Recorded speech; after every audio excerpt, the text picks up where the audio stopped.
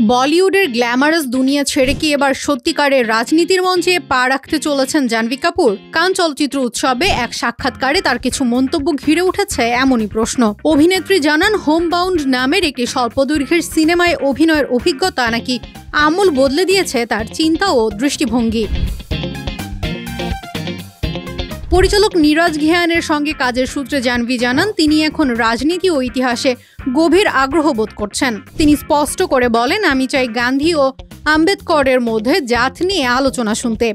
তার এই বক্তব্য ইতোমধ্যে সোশ্যাল মিডিয়ায় ছড়িয়ে পড়েছে এবং অনেকেই অভিনেত্রীর স্পষ্ট অবস্থানকে সাহসী বলে উল্লেখ করেছেন। এদিকে আজকের বলিউড যেখানে অনেক সময় বিতর্ক এড়াতে মুখ বন্ধ রাখে, সেখানে জাহ্নবীর এমন মন্তব্যে বিস্মিত সিনেমহল। অভিনেত্রীর এই চিন্তাশীল রূপ উন্মোচন করেছে তার ব্যক্তিত্বের নতুন এক দিক।